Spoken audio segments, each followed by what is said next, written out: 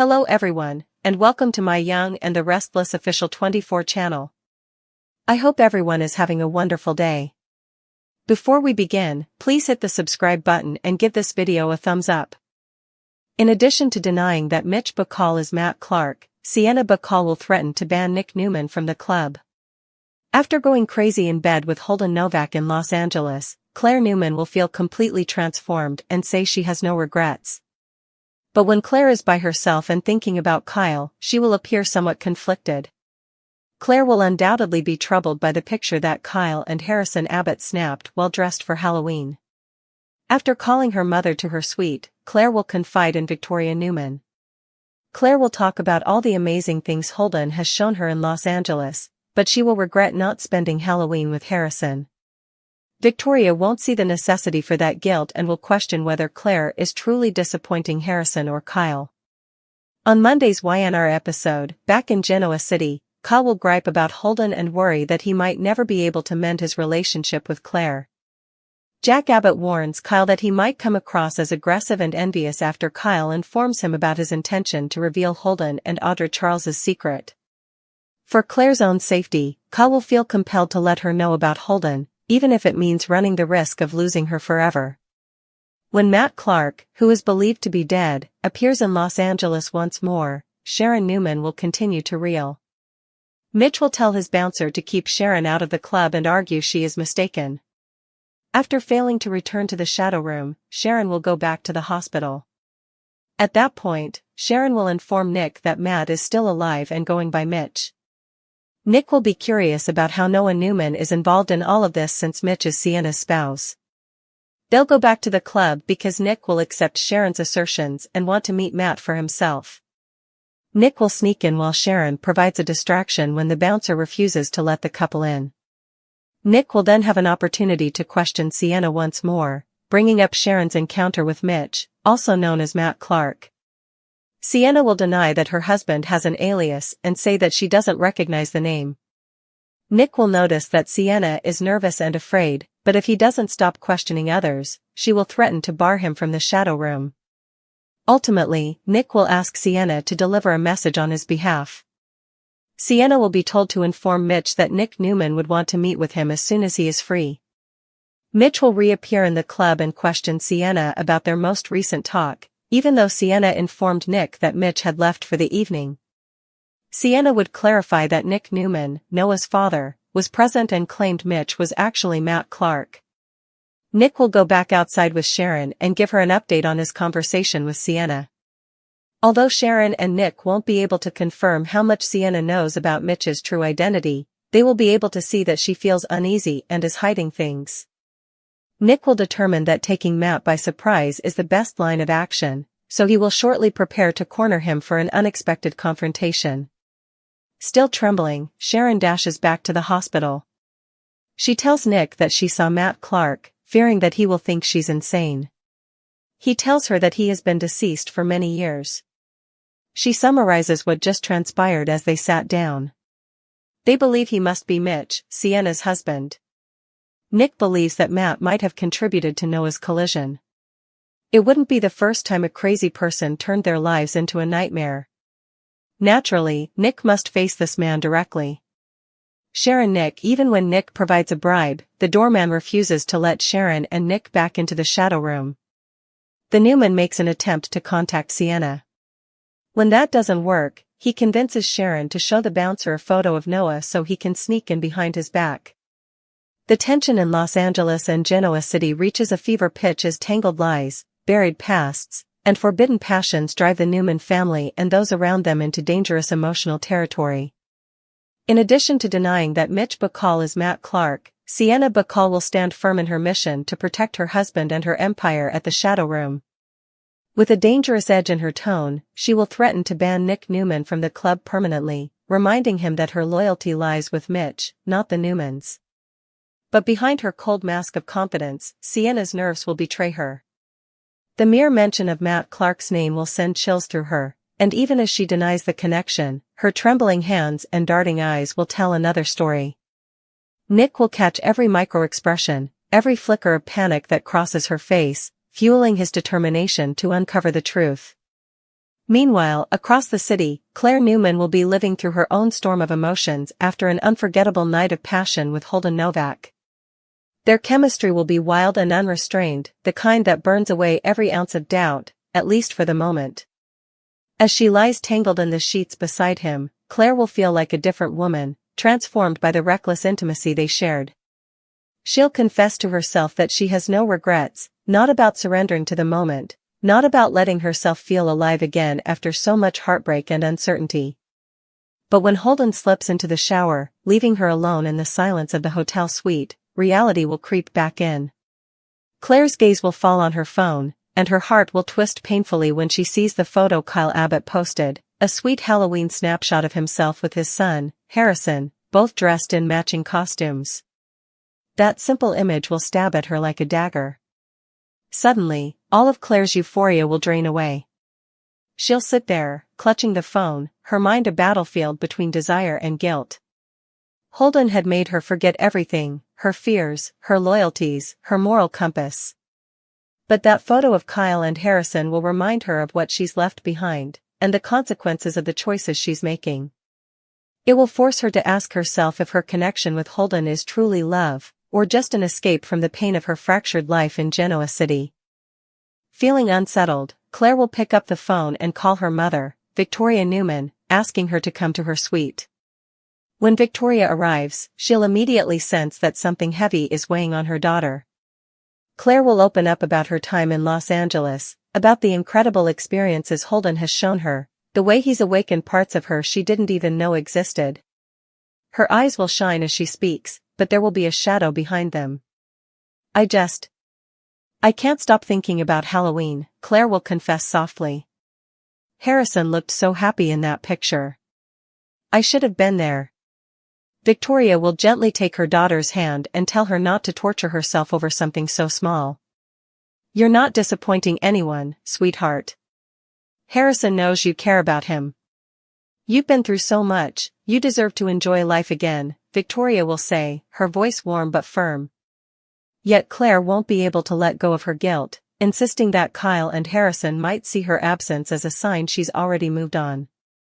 That will prompt Victoria to ask an important question: is Claire really upset about Harrison, or is she mourning her connection with Kyle? The question will hang heavy in the air, one that Claire isn't quite ready to answer. Back in Genoa City, Kyle will be spiraling in his own torment. He'll vent to his father, Jack Abbott, about how much it hurts to see Claire off with Holden. She's in LA with him, Dad. Living this glamorous new life while I'm here trying to figure out how to fix what's broken between us, he'll say, pacing the Abbott living room. Jack will listen patiently before offering some fatherly wisdom, reminding Kyle that chasing after someone out of jealousy can do more harm than good. But Kyle will be too consumed by worry to think rationally. He'll reveal his plan to expose Holden and Audra Charles's secret, convinced that it's the only way to protect Claire.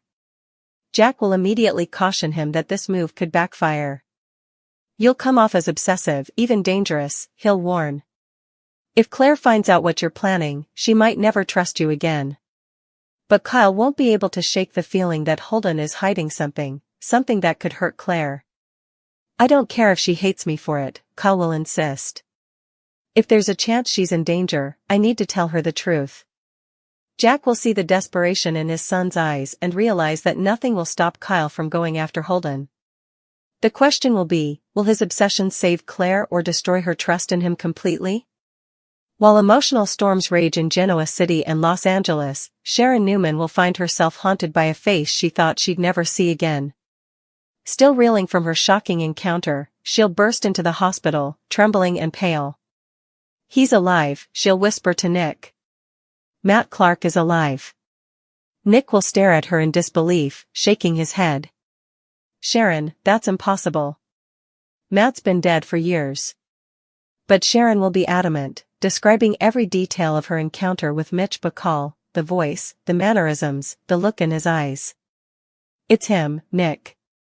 He's changed his name, but it's him, she'll insist, tears filling her eyes. Nick will try to stay rational, but as Sharon recounts what happened at the shadow room, his instincts will start screaming that she's right. Mitch, or Matt, has returned, and he's hiding behind a new identity with a new wife, Sienna. And worse, he might have already infiltrated their family's orbit through Noah Newman, who's been working closely with Sienna. Nick will feel a rush of dread, realizing that his son could be in danger without even knowing it. Determined to get answers, Nick and Sharon will return to the shadow room. But when they arrive, the burly bouncer at the door will block their path. No matter what Nick says, even when he slips him a thick bribe, the man refuses to let them in.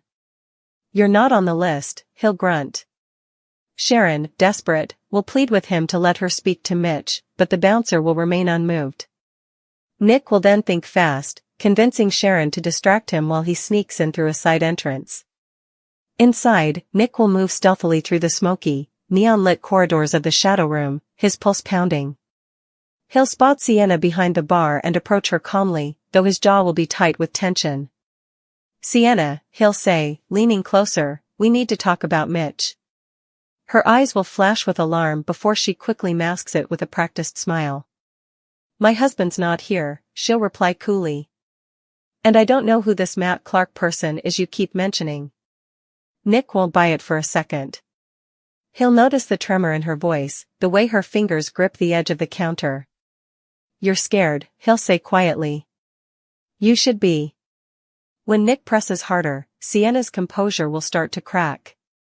"If you don't stop harassing people in my club, I'll have you banned permanently," she'll snap, her voice rising. Nick will take a step back, realizing he's pushing her to the edge, but also that she knows far more than she's admitting. Finally, he'll hand her a card and say, "Tell Mitch, tell Matt Clark, that Nick Newman wants to see him. Tonight." As Nick turns to leave, Sienna's heart will race. The moment he's gone, Mitch will emerge from a private corridor, his face shadowed but his voice dripping with anger. "What did he want?" he'll demand. Sienna will try to play it cool, but Mitch, or rather, Matt, will see right through her. "He said your name," she'll whisper. "Matt Clark." For a moment, his expression will twist into something dark and dangerous. "He doesn't know what he's dealing with," Mitch will growl. But he's about to find out. Outside, Nick will rejoin Sharon and relay what happened. Though they'll have no proof yet, both will sense that they've stirred something dangerous, that Mitch is indeed Matt Clark, alive and plotting something bigger than they can imagine. "He's nervous," Nick will say grimly. Sienna's terrified. Whatever they're hiding, it's about to blow wide open. Sharon will nod, her fear mingled with determination. "Then we have to stop him before he hurts anyone else." As the night deepens, the shadow room will hum with secrets and dread. Sienna will pour herself a drink with shaking hands, wondering what she's gotten herself into. Claire will stare at her phone in LA, torn between two men and two worlds. Kyle will steel himself to uncover Holden's lies. And Nick will make a vow, to bring Matt Clark down once and for all, even if it means walking straight into the darkness to do it. In this haunting collision of past and present, love and revenge, the young and the restless will remind everyone that the dead never truly stay buried, and that some obsessions, once reignited, can consume everything in their path. The night at the Shadow Room would become one of those that Genoa city gossip circles whispered about for months, the night the past came roaring back to life. As the clock struck midnight, Sienna Bacall sat alone in her private office behind the main bar, staring at the half-empty glass of bourbon on her desk. Her pulse still hadn't slowed from Nick Newman's unexpected intrusion. His words echoed in her head like a curse she couldn't shake, "Tell Mitch, that Nick Newman wants to see him." For the first time since she met Mitch, she doubted everything. She had always sensed a certain darkness behind his charm, a glint in his eyes that hinted at a history he refused to discuss. But she had chosen to look the other way, choosing love and the illusion of safety over curiosity. Now, though, she could no longer pretend not to see. Mitch wasn't just secretive, he was dangerous. As she swirled the bourbon in her glass, the office door opened with a sharp creak. Mitch Bacall stepped in, his face half-lit by the neon lights filtering through the blinds. The sharp lines of his jaw, the cold calculation in his gaze, he looked like a man carved from ice. "You told me you could handle Nick Newman," he said quietly, but there was venom in his voice. Sienna's throat tightened. I did handle him. I told him you weren't here. You also told him my name, Mitch hissed, stepping closer until the space between them vanished. Matt Clark. You think I didn't hear it in your voice when you said it? He knows now, Sienna. He knows. Sienna set down the glass and met his stare, summoning every ounce of courage she had left. What was I supposed to do? He came in here demanding answers, accusing you of being someone who's supposed to be dead. What was I supposed to say? Mitch's jaw flexed. You were supposed to lie better. The air in the room thickened. For a moment, it seemed like he might lash out, but instead, Mitch turned away and pressed his palms against the desk, bowing his head. I didn't come all this way, build this entire life, just to have Nick Newman tear it down, he muttered. Not again. Sienna took a careful step forward, watching him closely. Mitch, or Matt, whoever you are, what did you do to them? Why do they think you're dead? He turned his head slightly, his eyes glinting with something dark. Because I was supposed to be. But fate had other plans. Before she could respond, her phone buzzed, a text from Noah Newman. Can we talk? It's about your husband. Her heart skipped. Noah was involved now, just like Nick and Sharon feared. And if Mitch was truly Matt Clark, that meant Noah could be walking straight into the kind of danger the Newmans thought they'd buried years ago.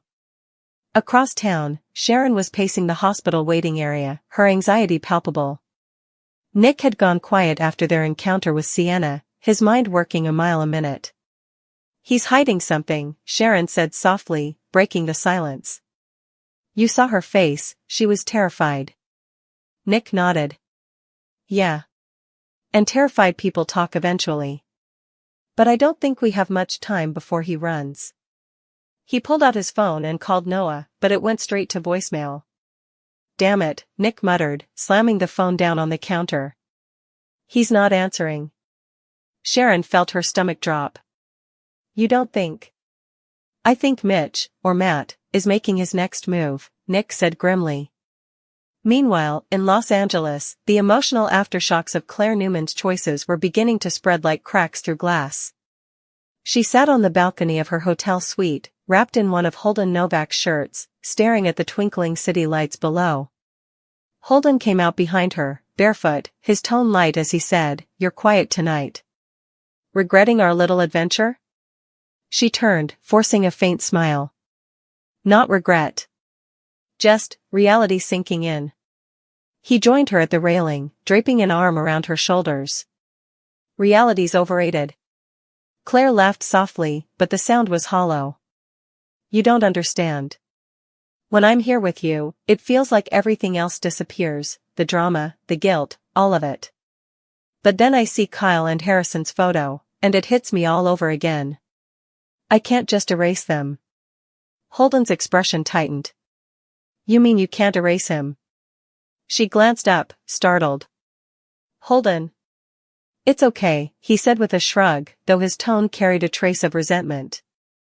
You still care about him. I get it. But Kyle's had his chances. He threw you away, and now that you've moved on, suddenly he wants you back. That's not love, Claire. That's control. Her lips parted, but no words came. Holden's words cut too close to the truth. Still, deep down, she couldn't ignore the tiny voice whispering that Kyle's feelings were real, that his concern for her safety wasn't just jealousy. And when he learned what she'd done in LA, how far she'd gone with Holden, she knew it would shatter him. Her phone buzzed again, a text from Victoria, Call me when you can. Kyle's worried about you. Claire sighed and rubbed her temples. This trip was supposed to clear my head. But it's only made everything messy, eh? Holden turned her face toward his. Then stop thinking and just be here with me. For a moment, she let herself drown in his kiss. But when he pulled away, her gaze drifted toward the horizon, where the city lights blurred into the night sky. A storm was coming, she could feel it. Back in Genoa City, Kyle Abbott wasn't sleeping either. He stood in the darkened Abbott living room, staring at the same Halloween photo Claire had seen. His son's smile, the empty space beside him, it all told a story of what was missing. I messed everything up, Dad, he whispered. Jack Abbott, sitting across the room, sighed heavily. Kyle, you didn't mess up everything. You fell in love, you made mistakes, and now you're trying to make it right. That's what being human looks like. Kyle shook his head. No, this is different. Holden's not just some guy she met. There's something about him that doesn't add up. I can feel it. Jack frowned. You sound like Victor Newman when you say things like that. Kyle let out a small, humorless laugh. Maybe I should. Because the way Holden's operating, charming Claire, pulling her away from her family, keeping